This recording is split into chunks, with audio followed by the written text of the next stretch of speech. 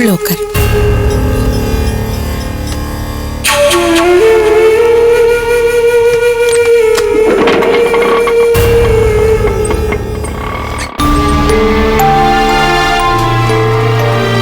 மல்லிகா, உங்க சொந்தக்காரங்களா? இல்லம்மா, பக்கத்து வீட்டுல இருந்தாங்க. பழக்கம்தாம்மா. ஓரளவுக்கு நல்ல வசதியா இருந்தாங்க. இப்ப ரொம்ப கஷ்டப்படுறாங்க. என்னாச்சு? அதையேமா கேக்குறீங்க? பெரிய குடும்பம்மா. ஒரே பையன், சொந்த வீடு, நிறைய பணமெல்லாம் வச்சிருந்தாங்க.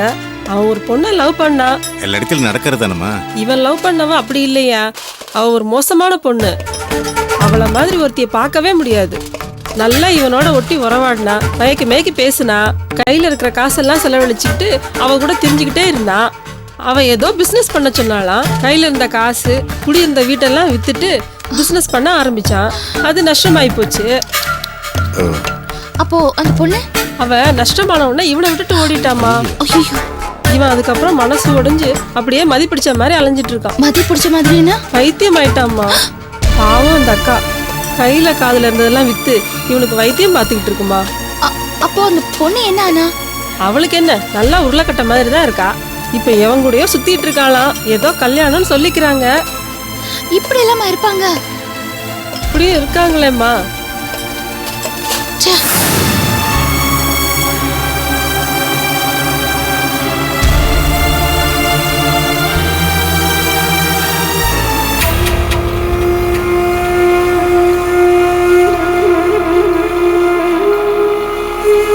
விஜி, ஏன் விஜி என்னை விட்டுட்டு போன?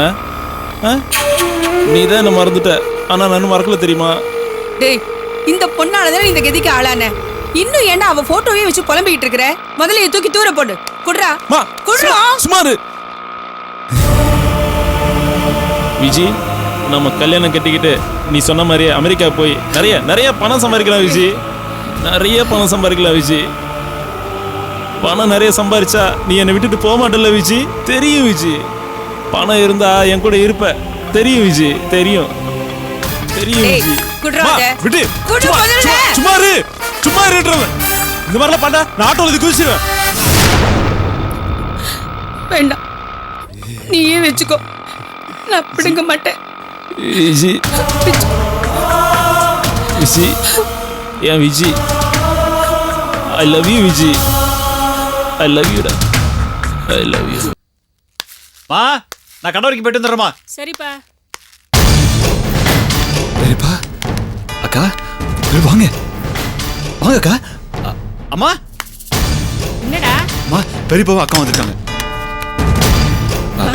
பெரியம்மா, பெரியப்பாவும் அக்காவும். வாங்க பெரியப்பா, வாங்க அக்கா. எப்பா ஒரு நிமிஷப்பா, சேர்ல பாம்பு கிமி வச்சிருக்க போறாங்க. என்னம்மா இது? நாங்க என்ன அந்த மாதிரி ஆளுங்களா? மாமாக்கு என்னைக்காவது நாங்க துரோகம் நினைச்சிருக்கோமா? அடேங்க அப்பா, பேச்ச பாரு, வாய் கிளிய போகுது. எங்களுக்கு கெடுதல் நினைக்க கூடாதுன்ற சொக்கத்தங்கன்னா எங்க அம்மாவை எங்க கிட்ட இருந்து பிரிச்சு இப்படி தனியா கூட்டு வந்து வச்சிருக்கீங்களாங்க.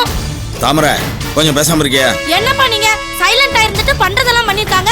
அவங்கள அதட்டுறத விட்டுட்டு என்ன அதட்டுறீங்க? சித்தி, நான் உன்னை என்னமா நினைச்சேன், எல்லாத்தையும் இப்படி கெடுத்துட்டியே. தாமரை, ஏமா இப்படி எல்லாம் பேசுற? நீ பேசாத சித்தி, வாய் மூடு. ஏய், நிறுத்தடி. என்ன விட்ட பேசிட்டே போற? இவ வீட்டுக்கே வந்து இவளை நீ திட்டுவ, அதுக்கு அவ ஏதாவது பதில் சொல்ல வந்தா அவளை பேசாத வாய முடுன்னு சொல்லுவியா? எப்பா பாருங்கப்பா அம்மாவை. தாமரை, நீ பேசாத, நான் பேசிக்கிறேன். என்ன இங்க இத்தனை வருஷத்துக்கு அப்புறம் ஏன் என் மனசை நோகடிக்கிற? உனக்கும் எனக்கும் கல்யாணம் ஆகும்போது எனக்கு 27 வயசு, உனக்கு 21 வயசு. அதுக்கப்புறம் நமக்குள்ள 1008 முறை சண்டை வந்திருக்கு. ஏதோ 2 நாளைக்கு கோச்சிக்கிட்டு வீட்டுக்குள்ளேயே இருப்பேன். அதுக்கப்புறம் சமாதானம் ஆயிடுவோம். இப்போ பிள்ளைய கட்டி கொடுத்து, பொண்ணை கட்டி கொடுத்து, பேரம்பேத்தியெல்லாம் எடுத்தாச்சு. இதுக்கப்புறம் கோச்சிக்கிட்டு நீ பாட்டு இங்கே வந்து இருந்தீங்கன்னா பார்க்கறதுக்கு அசிங்கமா இல்லை? ஏன் மனசை கஷ்டப்படுத்துற?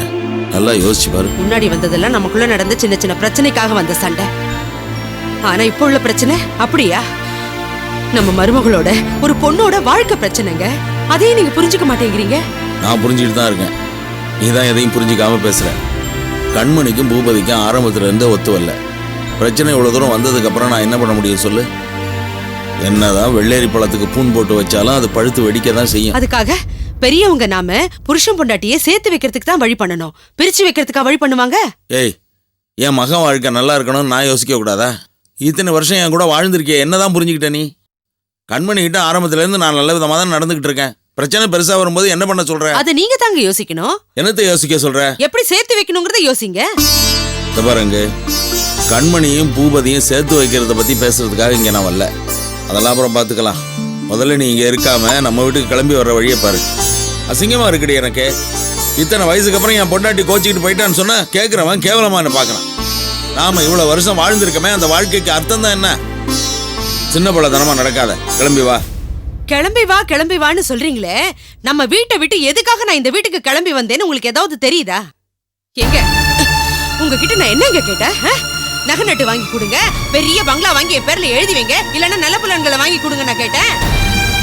கண்மணி விஷயத்துல யாருமே ஏங்க என் பேச்சு கேட்க மாட்டேங்கிறீங்க? இத்தனை வருஷமா நம்ம குடும்பத்துல அச்சாணியா இருந்தவளோட வார்த்தைக்கு இதான் மதிப்பா?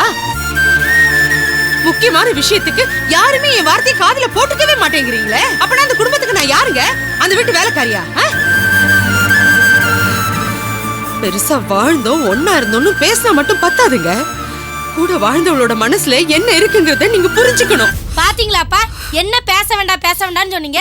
இப்ப அம்மா என்ன பேச்சு பேசுதுன்னு. அம்மாவுக்கு அந்த கண்மணியை எப்படியாவது உள்ள கொண்டு வந்து வச்சிடணும். வேற எதை பத்தி கவலை இல்லை. நீ எதுக்கு அந்த பொண்ணு வீட்டுக்குள்ள வரக்கூடாதுங்கிறதுலயே குறிக்கோளா இருக்க? அந்த பொண்ணு உனக்கு அப்படி என்னடி பண்ணா? ஒன்னா ரெண்டா? முதல்ல அவ பூபதிக்கு ஒரு நல்ல பொண்டாட்டியா நடந்துக்கிறாளா?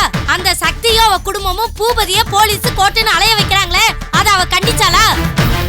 அவளும் அவ குடும்பமும் நம்ம குடும்பத்துக்கு பண்ண அசிங்கத்தை நீ வேணா மறந்துட்டு பேசலாம், ஆனா நாங்க மறக்க மாட்டோம். தாமரை, நீ சும்மா இரு.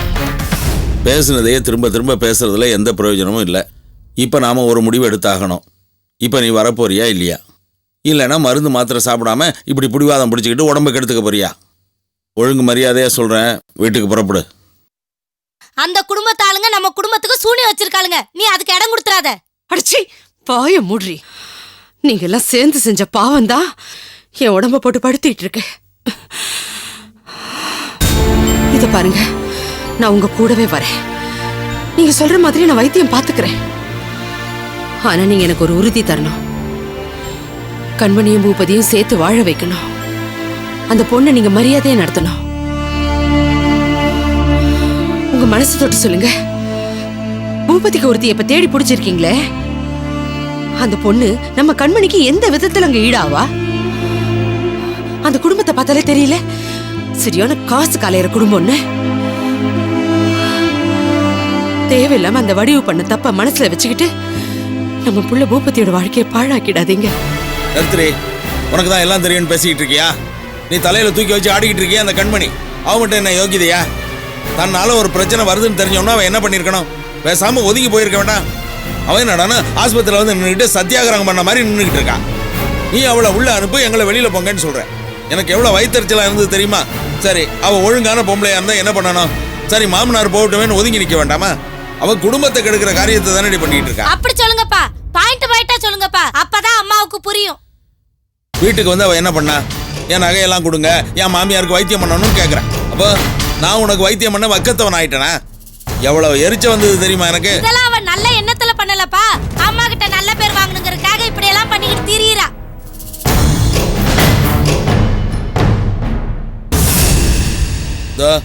பெரிய மனுஷன் நான் கொடுத்த பணத்தை திருப்பி விடுறாரு. பெரியப்பா மன்னிச்சிருங்க பெரியப்பா. பேசாதரா, பேசுனா கொன்னுடுவோம் உன்னை. நான் என்ன அவ்வளவு வெளிச்சவாயன போயிட்டேனா? ஆளுக்கால ஏன்டா என்ன இம்சிக்கிறீங்க? அப்பா நீங்க டென்ஷன் ஆகாதீங்கப்பா. ஏம்மா நீ கடைசி என்ன சொல்ற? நாங்க பூபதிக்கு சொக்கத்தங்க மாதிரி ஒரு பொண்ணை பார்த்து வச்சிருக்கோம். அவ ஒண்ணு கண்மணி மாதிரி இல்ல, ராயல் ஃபேமிலி. பேசாம எங்க கூட வந்துடு, இந்த தர்த்தரங்களோட கடந்து சாவாத. ஐயோ என்னக்கா? இவ்வளவு பேசுனதுக்கு அப்புறமும் அவளை நீ போடி நாய வெளியிலன்னு சொல்றீல்ல, அதை எனக்கு சொன்னதா எடுத்துக்கிறேன்டி.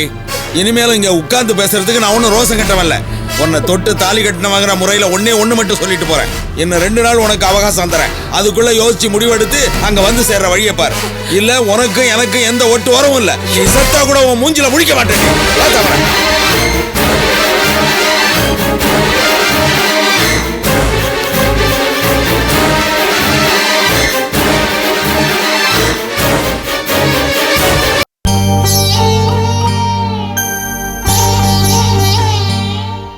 ஓ, அந்த அளவுக்கு ஆயிடுச்சா? உங்க மாமியார் இப்ப எப்படி இருக்காங்கம்மா? ஆபரேஷன் பண்ணாதான் நல்லதுன்னு டாக்டர் சொல்றாரு. ஆனா இப்பதான் அது இழுபறியா இருக்கே. மாப்பிள்ளை உங்ககிட்ட ஏதாவது பேசினாரா? வழக்கம் போல கோமா பேசினாரு, அவ்வளவுதான். டேய், எங்க போயிட்டு வர? சக்தியை கோர்ட்டு கூட்டிட்டு போயிட்டு மறுபடியும் வீட்டில் விட்டுட்டு வரமா. அது என்னமோ அவங்க வீட்டில் அப்படி கரிச்சப்படுற மாதிரி பேசுறாங்க. எனக்கு ஒரு மாதிரி ஆயிடுச்சு. பட்டுன்னு பேசிட்டு வந்துட்டேன். அவங்க கிட்ட கோவமா பேசினே நீ?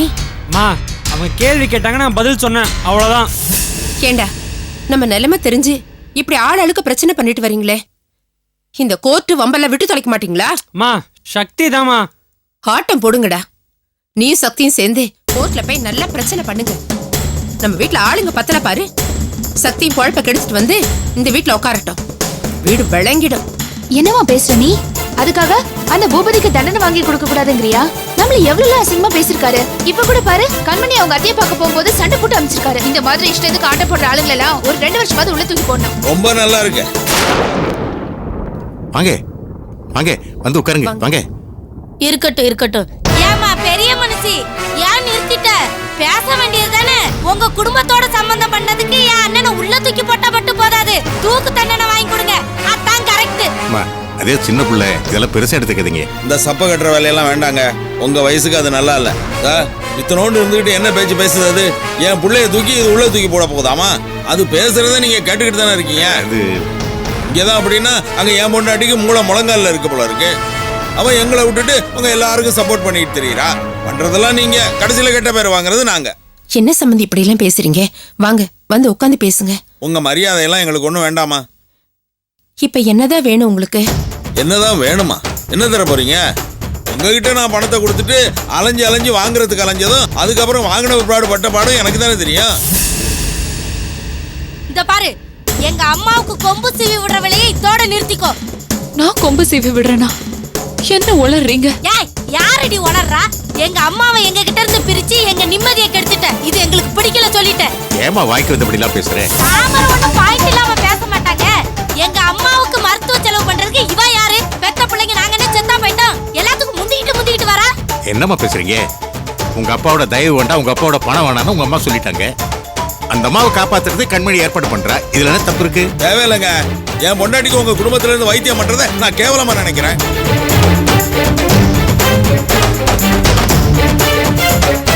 என் குடும்பத்து பிரச்சனையை எப்படி தீர்க்கிறதுன்னு எனக்கு தெரியும்.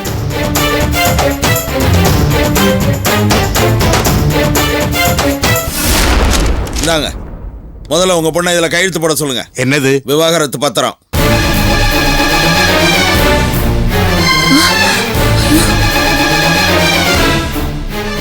என்ன இதெல்லாம்? ஏதோ கெட்ட நேரம், சண்டை சச்சரவு வந்துருச்சு.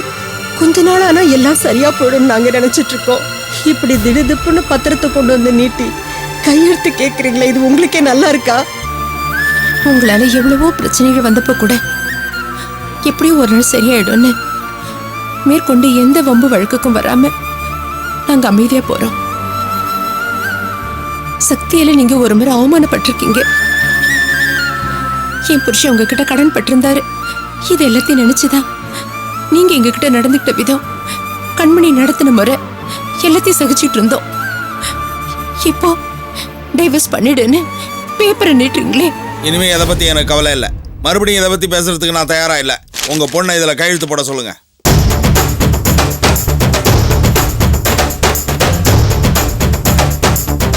போட சொல்லுங்க. இவ்ளோ நாளா பேசாம இருந்த என் பொறுமைக்கும் என் குடும்பத்தோட பொறுமைக்கும் நீங்க கொடுக்கற பரிசு இதுதானா? எதுக்கு வேணா வெட்டி பேச்சு? முதல்ல இதுல கையெழுத்து போடு.